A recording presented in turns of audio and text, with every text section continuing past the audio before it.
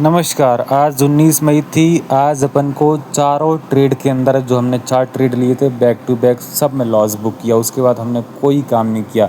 Time के हिसाब से सारी चीज़ें बताऊंगा। इस वीडियो के एंड तक आप बने रहें। क्या गलती एक रिटेल ट्रेडर करता है जो मार्केट में बार बार नुकसान खा के बैठा रहता है। अच्छा, डिस्क्लेमर ये है कि ये वीडियो ओनली एजुकेशन के पर्पज़ से है। यहाँ पे किसी भी टाइप का बाय सेल का रिकमेंडेशन बिल्कुल भी नहीं है। आप कुछ भी इन्वेस्टमेंट करने से पहले आपके फाइनेंशियल एडवाइज़र से कंसल्ट करके ही करें। मैं कोई सेबी रजिस्टर्ड इन्वेस्टमेंट एडवाइज़र नहीं हूँ। ओनली लर्निंग के पर्पज़ से ही इस वीडियो को आपको देखना है। ये 4 ट्रेड हुए थे। हमारी मानसिकता क्या थी? सुबह 9:30 बजे ये सोच के हम ट्रेड ले रहे थे, क्योंकि बाज़ार सुबह 9:30 बजे जो स्टॉक्स होते हैं वो कई बार एक तरफ़ा चलते हैं, लेकिन कई बार नुकसान भी दे देते हैं। तो उसी सोच के साथ में अपन ने एक लॉट लिए थे कि अगर चल गया तो अच्छी बात थी, तो अपना छोटा मोटा लॉस होगा। लेकिन वो छोटा मोटा लॉस नहीं, आज टोटल 13,000 रुपये का लॉस हमें भुगतना पड़ा है चारों ट्रेड के अंदर। सबसे पहला ट्रेड था DLF में 720 का कॉल ऑप्शन था, 24 से बाय था, 21 का स्टॉप लॉस था। 9:30 पे लिया, एक ही कैंडल में ठक से स्टॉप लॉस काट गया। ठीक है, जल्दबाजी का नतीजा ये होता है, इसलिए जल्दबाजी में काम नहीं करना चाहिए। आराम से पेशेंस रख के बाज़ार के अंदर जब सेटअप बने वो टाइम पे बाज़ार के अंदर हमें काम करना चाहिए। IRFC सेम टाइम पे एक लॉट उसका भी लिया था, 145 का कॉल ऑप्शन बाय किया था। ₹3.40-45 के भाव में ₹2.80 का स्टॉप लॉस था। कुछ लॉस इसमें हुआ। ये दोनों ट्रेड मिला के लॉस कितना देगा? 4,700 रुपये का। अच्छा, हुआ क्या?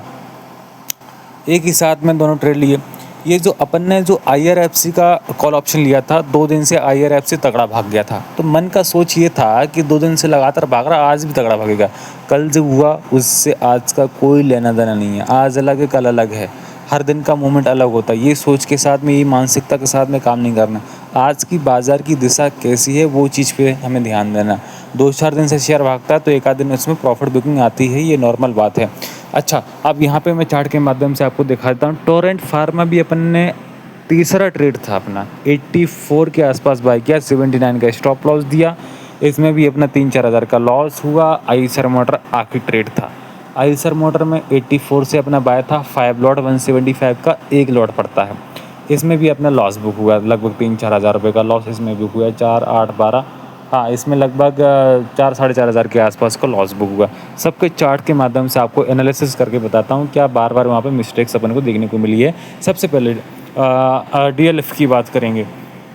यहाँ पे 5 मिनट का चार्ट मैं ओपन करने वाला हूँ। ये 1 डे का हो गया है, ये 5 मिनट का कर दिया और इसको मैंने यहाँ से हटा दिया है।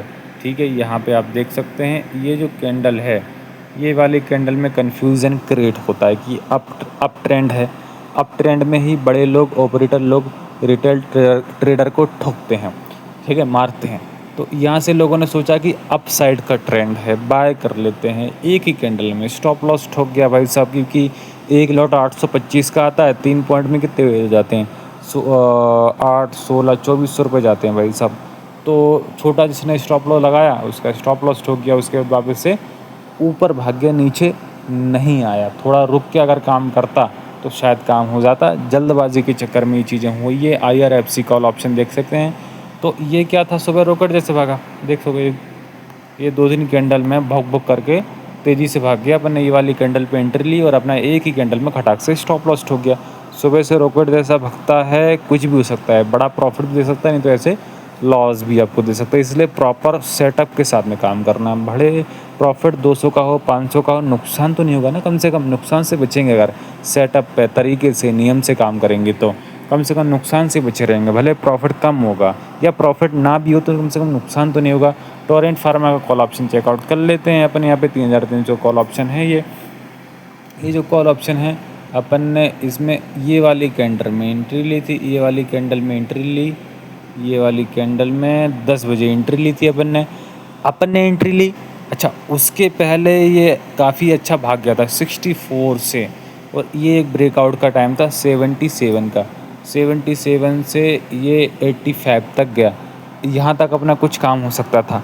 शेयर आप देख सकते हैं कि मूवमेंट कैसा हो रहा है, ऊपर जा रहा है, गिर रहा है, ऊपर जा रहा है, गिर रहा है। तो उसके मूवमेंट के हिसाब से काम करना था। कोई मजबूत ट्रेंड नहीं था।